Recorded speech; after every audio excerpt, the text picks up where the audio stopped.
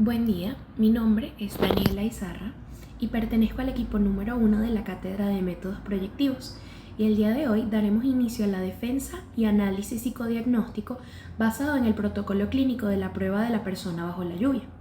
Esta técnica de carácter gráfico y proyectivo se fundamenta en la premisa de que el individuo, al ser enfrentado a un estímulo ambiental estresante representado simbólicamente por el fenómeno pluvial, proyecta su esquema corporal y la fortaleza de sus fronteras yoicas.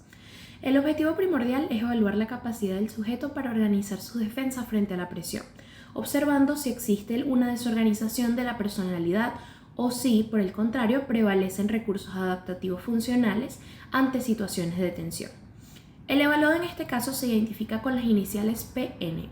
Es un hombre de 38 años de edad, de profesión abogado, soltero, hijo único y quien mantiene una dinámica de convivencia dependiente al residir aún con sus progenitores. En su perfil destaca una notable estabilidad laboral de 15 años en la misma firma jurídica. Sin embargo, lo más relevante para el análisis clínico es su marcado discurso defensivo. El paciente se describe a sí mismo como un individuo pulcro, sin manchas y carente de problemas emocionales, afirmando poseer un temperamento firme. Este discurso puede denotar una información reactiva, donde el sujeto intenta sobrecompensar a través de la palabra. Es una realidad interna que sospechamos fragmentada. Al profundizar en la observación directa durante la consulta, detectamos una disonancia clínica severa entre su narrativa y su presentación física. A pesar de su insistencia en la pulcritud y el orden, PN asiste a la entrevista con una camisa de manga corta que deja al descubierto laceraciones prominentes en ambas muñecas. Asimismo, se evidencia una onicofagia extrema con uñas sucias y lastimadas. Estos signos somáticos son indicadores directos de una elevada descarga de ansiedad y posibles tendencias autodestructivas que el paciente intenta negar verbalmente. Pudiéramos estar ante un sujeto que utiliza la negación y el aislamiento del afecto como defensas primordiales para mantener una fachada del control, que se desmorona ante la evidencia física de sus lesiones. En cuanto a la administración formal de la prueba, se procedió bajo las directrices estandarizadas de la materia dictada por el docente Peter Caicedo. El paciente decidió, de manera autónoma, posicionar la hoja de forma vertical para realizar su ejecución gráfica. Para nuestro análisis tomaremos la totalidad de la superficie que se da como el campo vital del sujeto. Pudiéramos señalar que ante la consigna de dibujar una persona, PN produce una imagen altamente regresiva y deshumanizada, la cual sería una flor que sostiene un paraguas. Esta situación simbólica es un indicador de una perturbación profunda en el esquema corporal y una posible despersonalización. Con este marco referencial establecido, cedo el espacio a mi colega para el análisis detallado de los signos gráficos proyectados. Muchas gracias. Buenas noches, mi nombre es Santiago Castro y a continuación voy a seguir con la defensa del caso, hablando un poco sobre el análisis de la conducta que muestra el paciente. Para empezar, hay puntos bastante importantes. Sería el contraste, la realidad física, el punto crítico, los mecanismos de defensa y un pequeño cierre o conclusión. Para empezar, vemos que hay un contraste, que lo más destacado de este caso es que existe una fuerte contradicción entre el discurso del paciente y su lenguaje corporal. Por un lado, él intenta sostener una imagen de una fachada ideal. Se describe verbalmente a sí mismo como una persona pulcra, sin manchas, con un temperamento firme y afirma ciertamente que no padece de ningún tipo de problema emocional. Yéndonos a la realidad física, hay una observación clínica que nos muestra una realidad completamente opuesta. El paciente se presenta con uñas sucias y comidas, conducta conocida como la onicofagia, lo cual es un indicador directo de altos niveles de ansiedad y una tensión reprimida que contradicen su supuesta pulcritud y calma como persona. Yéndonos al punto crítico, podemos decir que el signo más alarmante son las laceraciones prominentes en ambas muñecas. Resulta sumamente paradójico y llamativo que asista a la consulta vistiendo una camisa de manga corta, exhibiendo estas heridas de autolesión de una manera visible y totalmente clara, mientras al mismo tiempo asegura estar perfectamente bien. Esto podemos interpretarlo como un acting out, que es un grito de auxilio inconsciente de un dolor que no se puede expresar con palabras, un dolor totalmente interno. Los mecanismos de defensas, podemos decir de que para entender la contradicción, específicamente hay un factor bastante importante que es la negación.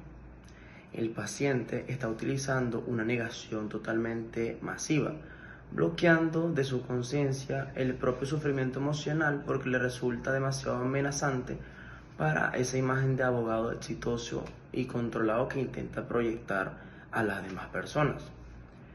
Tiene una negación al dolor psíquico al punto de invalidar la evidencia física que tiene en sus propios brazos, sin ningún tipo de pena al mostrarlo, aparentando que está todo bien, pero sabemos perfectamente de que hay heridas visibles y tan internas y visibles.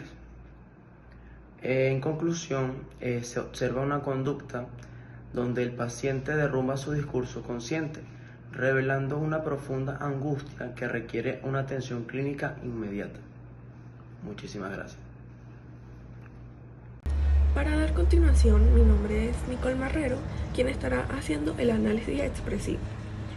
En las dimensiones del dibujo de PN podemos encontrar que es un dibujo de tamaño grande, en donde reafirma una necesidad de mostrarse, de ser reconocido por el mundo y tenido en cuenta.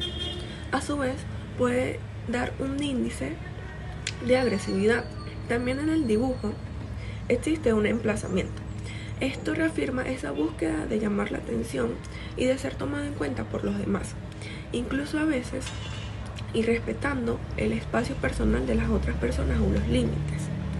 Entonces haciéndolo que tenga carencias en vínculos sanos, afectivos y duraderos. A su vez, también este emplazamiento nos expresa que busca poder saberlo todo o controlar todas las situaciones, expresando también una negación completa de carencia, cuando realmente PN, cuando nos vamos a la ubicación, su dibujo está hacia el lado izquierdo. Esto hace una referencia hacia la dirección del pasado, es decir, que este sujeto mantiene conflictos sin resolver o traumas, algo del pasado que aún le está costando o le está pesando en el día de hoy y está frenando la evolución psíquica y la evolución emocional, psicológica de PN. Cuando hablamos de que el dibujo tiene una dirección hacia la izquierda, quiere decir que también esto puede ser un conflicto con la madre o incluso algún tipo de trauma o conflicto que ocurrió en su niñez. Aquí también se busca una necesidad de búsqueda de interior. A su vez, tenemos que hay una presión fuerte en el trazo, es decir, que esto muestra algún tipo de agresividad que tiene PN. En los trazos podemos indicar que tiene una línea recta con ondulaciones. Esto nos indica que hay tensión y ansiedad a la hora de aplicar el TGN. Hola, mi nombre es Josefa Andiño y siguiendo con la línea que estamos tratando en esta unidad, que es el análisis sobre el test Una persona bajo la lluvia, yo voy a estar analizando la parte gráfica que contiene el dibujo. Ahora bien, una de las interrogativas que surgen al poder apreciarlo es por qué el sujeto dibuja una flor en vez de una persona. El hecho de que el evaluado pueda dibujar una flor en vez de una persona puede indicar diferentes razones. Primero, la dificultad en la representación directa de sí mismo. Además, una posible percepción de sí mismo como alguien sensible o alguien vulnerable. Esta respuesta puede proyectar la necesidad de ocultar la propia identidad al enfrentar presiones y también puede ser un indicativo de timidez. En este caso en específico, la flor presenta una expresión muy fuerte de tristeza, lo que podría reflejar un estado emocional de nostalgia o afectividad disminuida. Además, el hecho de que tenga muchos pétalos grandes podría indicar también la necesidad de reconocimiento o de valoración externa. Ahora, el significado del paraguas en este caso.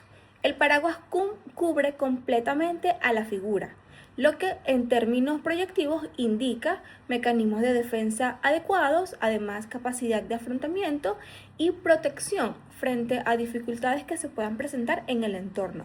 Sin embargo, las varillas están remarcadas y esto puede interpretarse como refuerzo de los mecanismos de defensa, necesidad de estructuración o de control y posible rigidez en la forma de enfrentar los problemas.